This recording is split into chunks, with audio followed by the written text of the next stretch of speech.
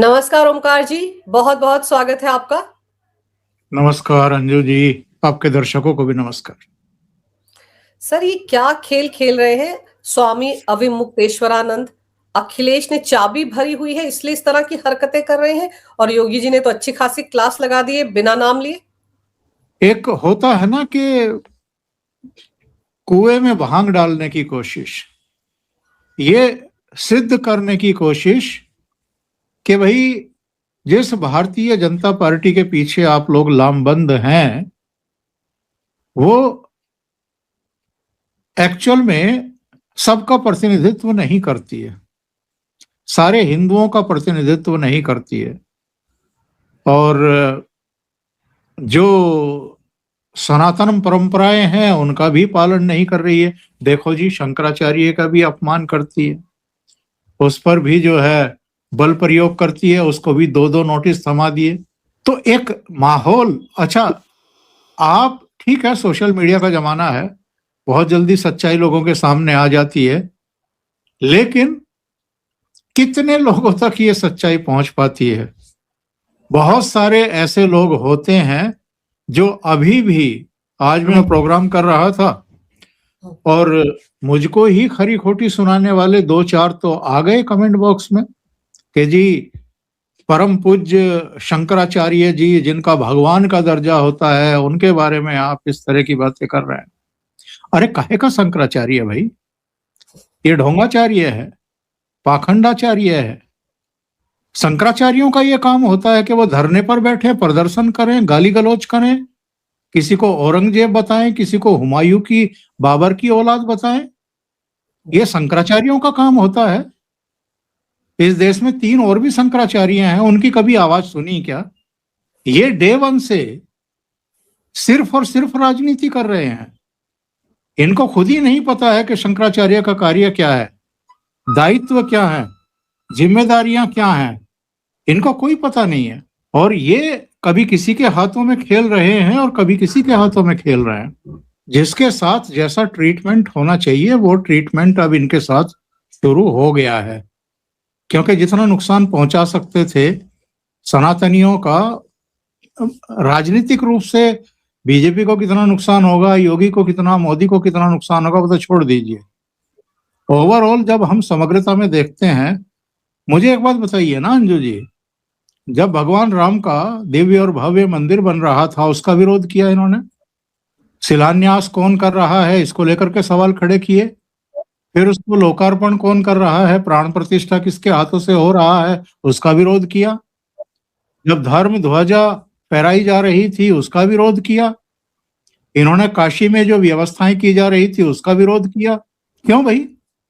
सदियों से, दशकों से लोग प्रतीक्षा कर रहे थे कि भगवान राम टाट पट्टी से निकल करके अपने भव्य महल में पहुंचे, अपने भव्य घर में पहुंचे, और वो शुभ काज हो रहा है, वो शुभ घड़ी आ गई है, तो आपने राजनीति शुरू कर दी। आपका अपने भीतर, आपके भीतर का उमाशंकर उपाध्याय, वो जो स्टूडेंट लीडर हुआ करता था यूनिवर्सिटी में, वो निकल करके छलांगे मारने लगा। तो या तो शंकराचार्य बन लो या राजनीति कर लो, एक ही काम कर लो। ऐसी पीठ पर, पवित्र पीठ पर बैठ करके आप राजनीति करेंगे, राजनीतिक बयानबाजी करेंगे, सर्टिफिकेट बांटेंगे योगी आदित्यनाथ को और मोदी को। तो ये बहुत दुर्भाग्यपूर्ण है, बहुत, मैं कहूंगा कि बहुत क्राफ्टेड है, नियोजित है। और जिस अखिलेश यादव ने लाठियां बजवाई थी इनके ऊपर काशी में, वो अब इनको फोन कर रहे हैं कि हम आपके साथ हैं। 2-2 बार दिन में। जिस अखिलेश यादव के पिताजी ने कार सेवकों पर गोलियां चलवाई, सरयू को लहू से लाल कर दिया, अयोध्या की गलियों को लाल कर दिया, वो अब सनातन धर्म की व्याख्या कर रहे हैं खड़े होकर के बेशर्मी के साथ में। राम मंदिर के निर्माण के बाद भी आज तक भी 2 साल हो गए हैं। 22 जनवरी 2024 को प्राण प्रतिष्ठा हुई थी। 2 साल में आज तक ये राम मंदिर तक नहीं गए हैं और ये सनातन धर्म की व्याख्या कर रहे हैं। तो ये सब एक्चुअल में उस गिद्ध की तरह हैं जो मौके की तलाश में रहते हैं और नोचने के लिए बेताब रहते हैं। 2024 के लोकसभा चुनाव से पहले क्या हुआ था? तब भी तो हिंदुओं को बांटने के लिए हर तरह के प्रपंच रचे गए थे और बहुत हद तक सफल भी रहे थे, बहुत हद तक सफल भी हो गए थे। उसी का नतीजा था कि पश्चिम बंगाल में भारतीय जनता पार्टी का परफॉर्मेंस गिरा, उत्तर प्रदेश में गिरा, 2019 में 62 सीटें थी अकेले बीजेपी की, घट करके 33 पर आ गई।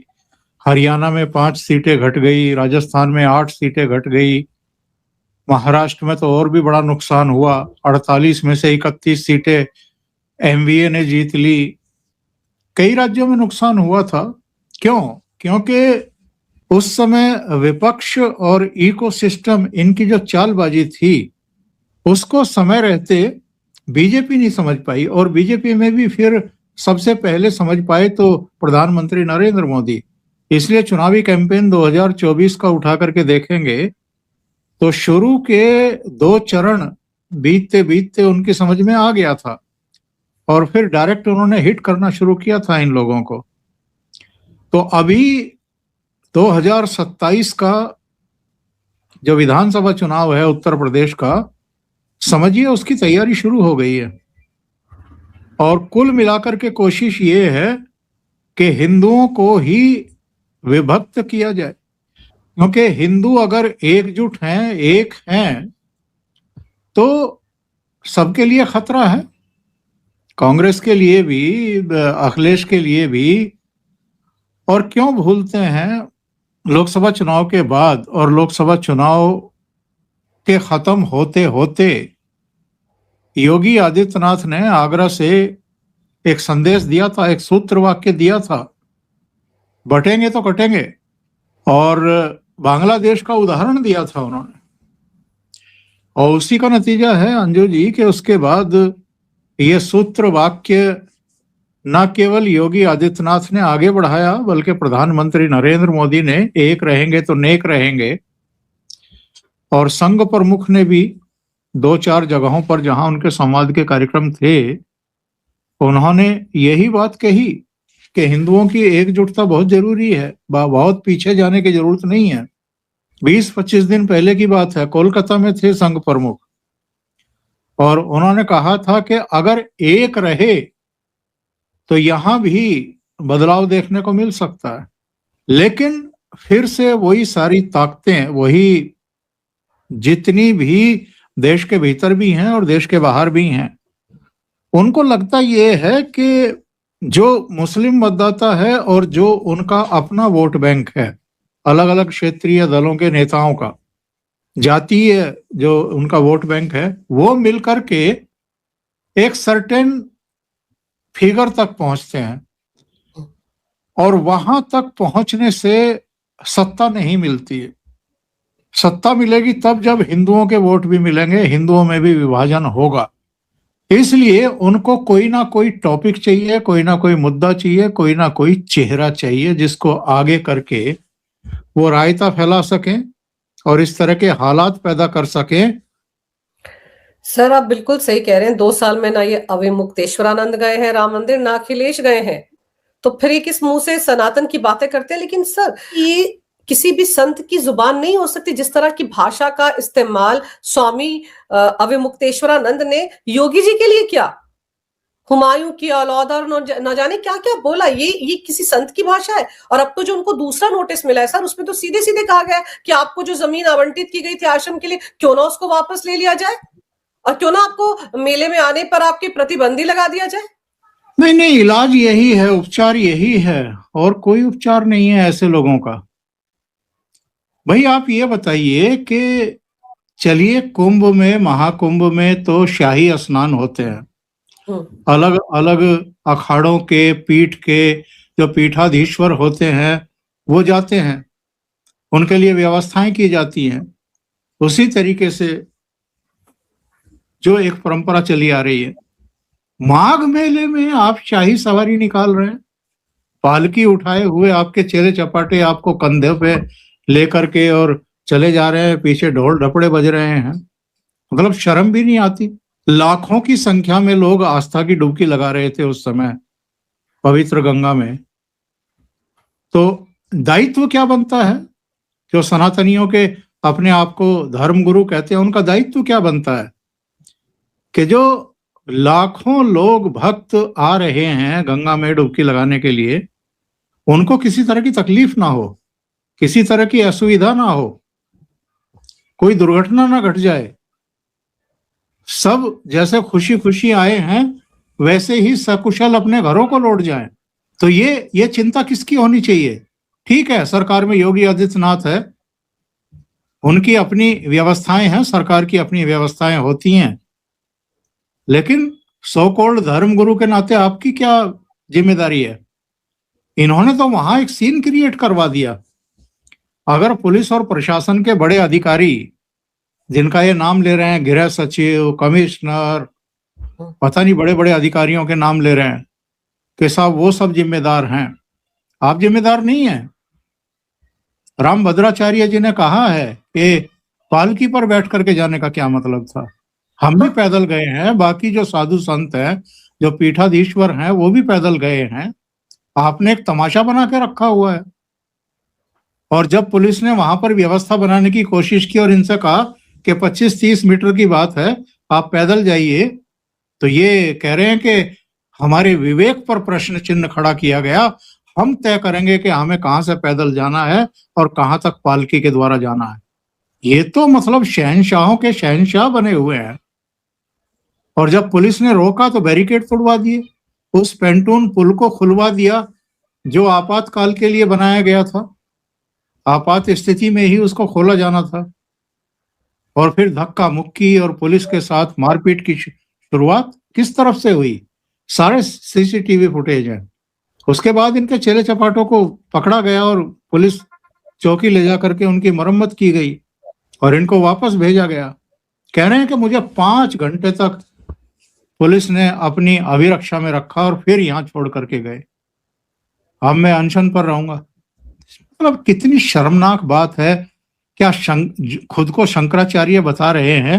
शंकराचार्यों का काम ये है कि वो धरने पर बैठेंगे, प्रेस कॉन्फ्रेंस करेंगे, एक एक टेलीविजन चैनल को बुला करके गाली गलौज करेंगे आप शासकों से, उनको आप सर्टिफिकेट बांटेंगे कि कौन औरंगजेब है, कौन बाबर है, कौन हुमायूं है।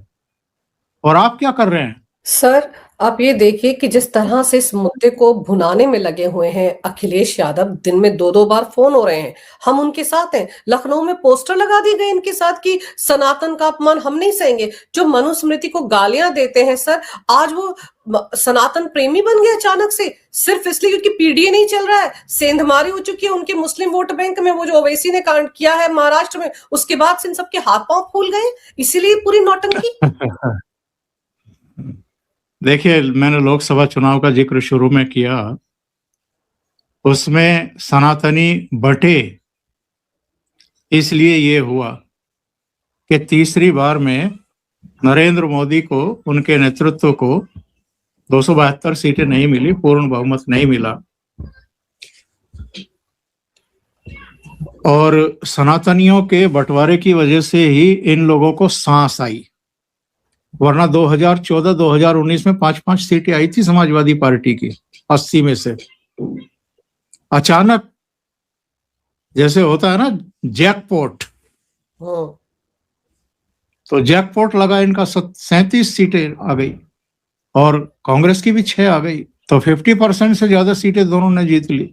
तो मैं सिर्फ ये कह रहा हूं कि अखिलेश यादव को पता है कि उनके पल्ले में कुछ बचा नहीं है। उनको ये भी पता है कि लोकसभा चुनाव अब लगभग 2 साल हो चुके हैं, हो जाएंगे, अभी मई में हो जाएंगे। और इन 2 सालों में गंगा जमुना में बहुत पानी बह चुका है। भारतीय जनता पार्टी हरियाणा जीत चुकी, महाराष्ट्र जीत चुकी, दिल्ली जीत चुकी, बिहार जीत चुकी, महाराष्ट्र के 3 स्तर के चुनाव, लोकल बॉडीज के भी, विधानसभा के भी, नगर निगम के भी एक तरफा जीती है। और तो और केरल में तिरुवनंतपुरम में उसका मेयर बन गया है। तो ये इनकी सबकी नींदें उड़ी हुई हैं। इनको लग रहा है कि ये फिर से एक आंधी चल रही है नरेंद्र मोदी के नाम की। उनकी लोकप्रियता में रत्ती भर कमी नहीं आई है। अभी 2026 में 5 राज्यों के चुनाव हैं। 5 में से एक जगह बीजेपी की सरकार है, बाकी जगह तो नहीं है। पश्चिम बंगाल में भी नहीं है, तमिलनाडु में भी नहीं है, केरल नहीं है, पुडुचेरी एक मिली जुली व्यवस्था है, लेकिन असम में है। इनको लगता है कि बंगाल में जो 15 साल का शासन हो चुका है, एक एंटी इनकम्बेंसी फैक्टर भी है, और आर्जिकल मेडिकल कॉलेज से लेकर के संदेश खोली तक कई घटनाएं वहां ऐसी हो चुकी है कि भद्रलोक की जो थोड़ा बहुत साथ था ममता बनर्जी के साथ, उनमें भी थोड़ा मोहभंग की स्थिति दिखाई दे रही है। तो इनको लगता है कि पश्चिम बंगाल में अगर भारतीय जनता पार्टी जीत गई, जिसकी काफी गुंजाइश दिखाई दे रही है, संभावना दिखाई दे रही, तो उसके बाद तो उत्तर प्रदेश को तो ये वैसे ही साफ कर देंगे। उत्तर प्रदेश में तो इतना काम कर चुके हैं, 2017 के बाद से ही इतना निवेश आ चुका है, इतने इंफ्रास्ट्रक्चर और तमाम दूसरे क्षेत्रों में, मतलब उत्तर प्रदेश का एक तरीके से कायाकल्प कर दिया है योगी आदित्यनाथ ने। तो इनके पास कोई मुद्दा नहीं है। तो इनको लगता है कि जो दांव 2024 के लोकसभा चुनाव में लग गया, उसको किसी तरीके से फिर से जिंदा करो, जिन्न को बोतल में से निकालो। तो ये जिन्न साहब भेजे गए हैं प्रयागराज, बोतल से निकल करके बाहर बैठे हुए हैं। तो इसीलिए तो योगी आदित्यनाथ ने आज सोनीपत में कहा है कि कुछ लोग सनातन द्रोही का काम कर रहे हैं, सनातन धर्म को नुकसान पहुंचाने की कोशिश कर रहे हैं, राष्ट्रीय एकता अखंडता को भी एक तरीके से वो कमजोर करने की कोशिश कर रहे हैं। काल नेमी का नाम दिया उन्होंने, जिन्होंने हनुमान जी को रोकने का प्रयास किया था जब वो श्रीलंका जा रहे थे। जनता एक्चुअल में थोड़ी जागरूक तो हो गई है, समझदार तो हो गई है।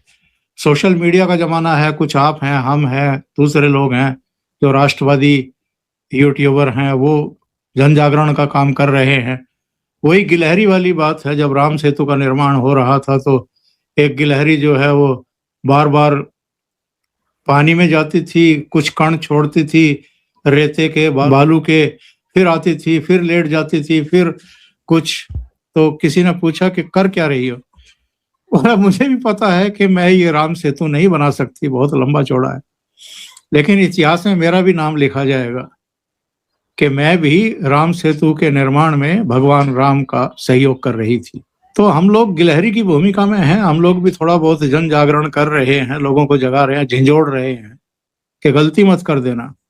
एक गलती का परिणाम ये होगा कि माफियाओं को, गुंडे बदमाशों को संरक्षण देने वाले सत्ता में वापस आ जाएंगे, बहू बेटियों का घरों से निकलना बंद हो जाएगा, बदमाश, लुच्चे, लफंगे, लुटेरे, चैन लूटने वाले सब फिर से मोटरसाइकिल पर दिखाई देंगे और पूरे प्रदेश का माहौल खराब करके रख देंगे। 24 घंटे नहीं लगेंगे, अगर सत्ता बदल गई वो सारे गुंडे माफिया फिर से नए सिरे से पैदा हो जाएंगे। क्या हुआ, अतीक अहमद नहीं रहे या अंसारी नहीं रहा, मुख्तार अंसारी नहीं रहा, फिर नए अतीक अहमद खड़े हो जाएंगे, नए मुख्तार अंसारी खड़े हो जाएंगे। जगह जगह आपको फिर आजम खान दिखाई देंगे दहाड़ते हुए। तो इसलिए जरूरी है कि जो प्रयास किए जा रहे हैं इस तरह के लोगों को भेज करके, उनसे सतर्क रहा जाए, उनकी भाषा को, उनकी जबान को, उनके तेवरों को, उनके मकसद को समझने की कोशिश है कि कर क्या रहे हैं, करना क्या चाहते हैं। सर, अखिलेश यादव ने तो अभी 2 दिन पहले कहा था 37-27 का चुनाव जिताएंगे। अब वो अविमुक्तेश्वरानंद के रथ पर सवार हो गए हैं, और शंकराचार्य हैं भी या नहीं है अविमुक्तेश्वरानंद, इस पर भी बड़ा सवाल उठ रहा है। तो आपको क्या लगता है, एंड क्या दिखता है इस पूरे धरने प्रदर्शन का? क्योंकि अब तो दूसरे नोटिस में साफ कह दिया गया ना कि या तो बताइए शंकराचार्य क्या है, वरना आपको जो जमीन दी गई थी वो वापस ले ली जाएगी। तो कहीं ऐसा तो नहीं मुझे शोर मचाता था तौकीर रजा, उस जैसा हाल हो जाए इनका? वैसा तो नहीं करेंगे, पर यह है कि अगर मेले में आने पर बैन लगा दिया गया इनके, तो 2 कौड़ी की तो वैसे ही रह जाएगी। फिर इनको प्रशासन कहेगा कि बोरिया बिस्तर बांधो, निकल लो ठंड ठंड में। अभी तो मौसम भी अच्छा है, इतना ट्रैफिक भी नहीं मिलेगा। और उसके बाद ये शंकराचार्य की पदवी भी और सारी चीजें ये तो डिसाइड होती रहेंगी कोर्ट में जब होंगी। हमारी कोर्ट कचहरियों का तो जो हाल है वो 1989 में इनके गुरु स्वरूपानंद सरस्वती भी इनकी तरह हठ धर्मी करके खुद ही अपने आप को शंकराचार्य उन्होंने घोषित कर दिया था, तो उसको चैलेंज किया गया था। वो मामला चलता रहा बरसों बरस। 2017 में वो भी चले गए, तो इन महाराज ने अपने आप को शंकराचार्य घोषित कर लिया और ये कहते हैं कि मैं तो उनके जीते जी ही उन्होंने मुझे नामित कर दिया था और मेरा तो पट्टाभिषेक वगैरह सब कुछ हो चुका है।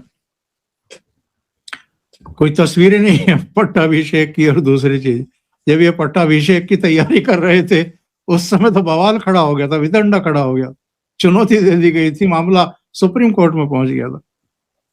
अच्छा, ऐसा शंकराचार्य कोई देखा है कि आपने कि जो धनी बानी उद्योगपति के बच्चों की शादी में पहुंचे, श्री मातोश्री पहुंच करके वहां अपना पूजा पाठ करवाए और उद्धव ठाकरे को मुख्यमंत्री घोषित कर दे अपनी तरफ से? मतलब कमाल के शंकराचार्य हैं ये। ना इनको मर्यादाओं का पता कि शंकराचार्य की मर्यादा क्या है, दायित्व क्या है। और कभी मैं तो बाकी शंकराचार्यों के बारे में भी कहता हूं, जिसको गाली देनी होगी दे लेगा। मैं ये पूछना चाहता हूं कि शंकराचार्यों के दायित्व क्या है, कर्तव्य क्या है? हिंदुओं को बर्बरता से काटा जा रहा है, मारा जा रहा है और इनकी जबान नहीं खुलती है। कहाँ के शंकराचार्य, किसके शंकराचार्य हैं? हिंदुओं में अगर कोई पीढ़ी हमें थोड़ा सा जो हमारा आध्यात्मिक और धार्मिक एक रास्ता है उससे विमुख हो रही है, तो उनको जागरूक करने के लिए क्या किया है आपने? बेटियां जो हैं वो लव जिहाद का शिकार हो रही हैं, आपकी तरफ से कोई प्रयास हुआ है क्या कि इस नई पीढ़ी को थोड़ा सा जागृत किया जाए या सुशिक्षित किया जाए, संस्कारित किया जाए, उनको बताया जाए कि सनातन परंपराएं जो है वो कितनी समृद्धशाली हैं, हमारा इतिहास कितना गौरवपूर्ण है? कुछ करते हैं क्या? कुछ नहीं करते। और अधिकार तो सरकार क्या होती है, संविधान क्या होता है, राष्ट्रपति कौन है, प्रधानमंत्री कौन है, मुख्यमंत्री कौन है? हम तो उन सब से ऊपर हैं। कैसे ऊपर है भाई? संविधान और कानून सर्वोच्च हैं, उसी के अनुरूप आपको आचरण करना है, सम्मान करना है। कोई एक अदना सा अधिकारी भी अगर आपको कहता है कि आपको ये नहीं करना है, यहाँ ये व्यवस्था बनाई गई है, आपको उसका पालन करना है। बिल्कुल। आपका इतना अहंकार हो जाए कि आप गृह सचिव तक को चुनौती दे दें, प्रदेश के मुख्यमंत्री तक को आप गाली गलौज करना शुरू कर दें, तो ये चीजें कब तक बर्दाश्त की जा सकती हैं और क्यों की जाएं? सर, ना ये बर्दाश्त की जा सकती है, ना योगी आदित्यनाथ बर्दाश्त करेंगे। कालनेमी कहकर उन्होंने भले ही नाम नहीं लिया स्वामी अविमुक्तेश्वरानंद का, लेकिन इशारा तो उसी तरफ है ना। क्योंकि आप देखो, इन हरकतों से कहीं ना कहीं जो संत समुदाय है वो भी तो दो हिस्सों में बढ़ता दिख रहा है। आप देखिए कहाँ कहाँ डिबेट हो रहे हैं, वहां पे जाकर साधु संत बैठे, कुछ तो इनके लिए शान में कसीदे पढ़ रहे हैं। मेरा कहना यह है, एक तो ऐसी अप्रिय स्थितियां आनी ही नहीं चाहिए सामने, और आ गई हैं तो जरा फिर उसके मूल में चले जाइए कि क्यों आई हैं, किसकी तरफ से ये सब चीजें पैदा की जा रही हैं बार बार, क्यों अपशब्दों का, गाली गलौज का और ये सर्टिफिकेट बांटने का जो शौक चर्राया हुआ है, कभी औरंगजेब, कभी हुमायूं की औलाद, कभी बाबर की औलाद। तो इसके पीछे का मकसद क्या है, जरा ये भी जांच पड़ताल कर ली जाए। फिर आपकी असलियत क्या है इसकी भी पैमाइश हो जाए, आप हैं भी या नहीं हैं, और आपके कृत्य क्या हैं, कारनामे क्या हैं, जरा ये भी देख लिया जाए ठीक तरीके से। शंकराचार्य तो और भी है ना, 3 पीठ और भी हैं, वो तो इतना अमर्यादित आचरण नहीं करते हैं, राजनीतिक बयानबाजी नहीं करते हैं। इन्हीं को क्यों चुल्ल मची हुई है? उपचार तो हर बीमारी का है ना। अगर आप बीमार हैं या किसी बीमारी से ग्रस्त हैं तो अल्टीमेटली उसका उपचार तो करना पड़ेगा, और उसको उसकी शुरुआत हो चुकी है।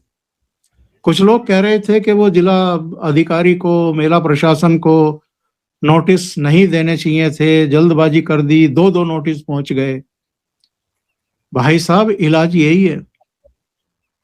दूसरी बात यह है कि मैं मानने को तैयार नहीं कि जिला प्रशासन और मेला प्रशासन की तरफ से जो नोटिस इश्यू हुए हैं वो उन्होंने अपने विवेक पर जारी किए हैं।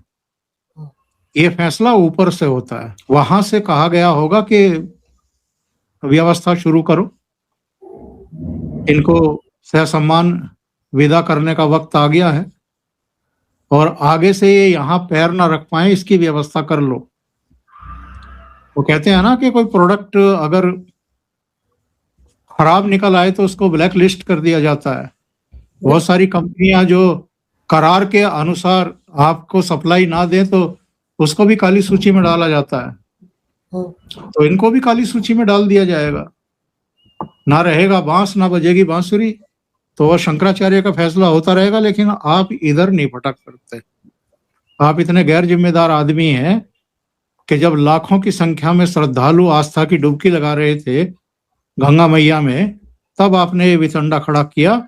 और आपका आचरण ऐसा है कि आप ये चाहते होंगे कि भगदड़ वगदड़ हो, 10, 20, 50, 100 लोग मरे और उसके बाद हम एक दरवाजा खोल दें विपक्षी दलों के लिए हंगामा करने का और योगी आदित्यनाथ की छवि को तहस नहस करने का। तो जो आदमी 2017 से लेकर के आज तक अहिर्निष्ठ लगा हुआ है प्रदेश की सेवा में, उसको शासन से चलता करने का ये एक बहुत बड़ा षड्यंत्र था। समय रहते शासन प्रशासन ने इसका, मैं कहूंगा कि संज्ञान ले लिया है और अब उपचार का समय है, उपचार हो जाना चाहिए। बिल्कुल सही कह रहे हैं आप सर, उपचार होना शुरू हो गया है। सवाल तो यही पूछा जा रहा है ना कि आप शंकराचार्य हैं भी या नहीं, साबित करिए। और क्यों ना आपको जो जमीन दी गई वापस ले लिया जाए, क्यों ना आपकी एंट्री पर बैन लगा दिया जाए। तो उपचार, आप सही कह रहे हैं, 2-2 नोटिस बिना ऊपर से योगी आदित्यनाथ की मर्जी के तो नहीं दिए गए मेला प्रशासन की तरफ से। तो उपचार शुरू हो गया, इलाज शुरू हो गया है। ये जो बकवासबाजी वो कर रहे हैं, इसका खामियाजा उनको भुगतना पड़ेगा। बड़ी जल्दी उनके खिलाफ ऐसा फैसला भी आ जाएगा कि वो मेला क्षेत्र में घुस ही नहीं सकते। लेकिन सबसे अहम बात यह है कि आप ये देखो कि जो आज तक सनातन के खिलाफ बोलते रहे, वो किस तरह से अविमुक्तेश्वरानंद के कंधे पर सवार होकर सनातन को बदनाम करने की साजिश कर रहे हैं, ताकि हिंदुओं का वोट बट जाए और उनको भी मिल जाए। क्योंकि उनको पता चल चुका है सर कि 27 के चुनाव में उनका क्या हाल होने वाला है।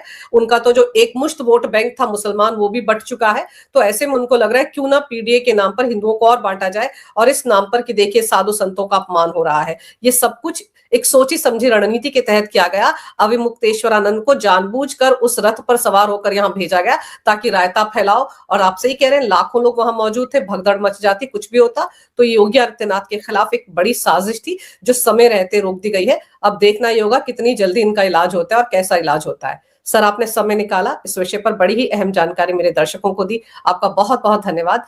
नमस्कार। भारत माता की जय। वंदे मातरम। जय हिंद। वंदे मातरम। जय हिंद।